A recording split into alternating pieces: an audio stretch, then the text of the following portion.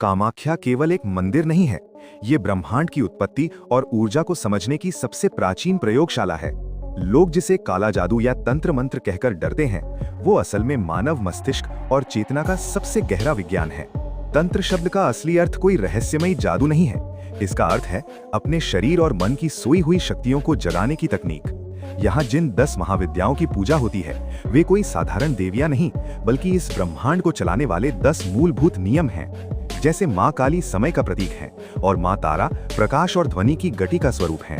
कामाख्या में सिद्ध किए जाने वाले मंत्र केवल शब्द नहीं है, ये विशेष साउंड फ्रीक्वेंसी है जो वातावरण को बदल देती है। आधुनिक विज्ञान भी आज मानता है कि खास फ्रीक्वेंसी आपके नर्वस सिस्टम और डीएनए तक को प्रभावित कर सकती है।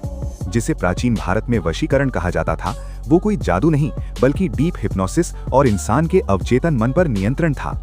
मंदिर के गर्भगृह में कोई मूर्ति नहीं है, वहां केवल एक प्राकृतिक जल का स्रोत है जो इस सृष्टि के सृजन का प्रतीक है। यहाँ आने वाले अघोरी कोई राक्षस नहीं है, वे समाज के बनाए गए पवित्र और अपवित्र के भ्रम को मिटाने की कठोर साधना करते हैं। अघोर का अर्थ ही है जिसके भीतर कोई घृणा या भय ना हो।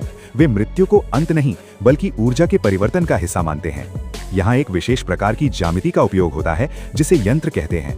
विज्ञान साबित कर चुका है कि इन ज्यामितीय आकारों पर ध्यान केंद्रित करने से इंसान का दिमाग तुरंत शांत अल्फा स्टेट में चला जाता है। कामाख्या का विज्ञान ये सिखाता है कि जो ऊर्जा इस ब्रह्मांड का निर्माण कर सकती है, वही विनाश भी कर सकती है। ये शिव और शक्ति ऊर्जा के मिलन का वो केंद्र है जिसे मॉडर्न फिजिक्स क्वांटम फील्ड कहता है। दुनिया भर के बड़े मनोवैज्ञानिक और वैज्ञानिक आज इस प्राचीन रहस्य को समझने के लिए भारत के चक्कर लगा रहे हैं। लेकिन इस परम ज्ञान को पाना सबके बस की बात नहीं, इसके लिए अत्यधिक मानसिक संतुलन और कठोर अनुशासन चाहिए।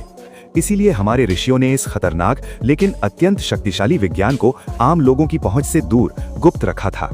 कामाख्या कोई अंधविश्वास का केंद्र नहीं, बल्कि सनातन धर्म का सबसे उन्नत और वैज्ञानिक सत्य है। अगर आपको हमारे इस सनातन विज्ञान की गहराई पर गर्व है, तो कमेंट में जय मां कामाख्या लिखें और पार्ट 3 देखने के लिए चैनल को अभी सब्सक्राइब करें।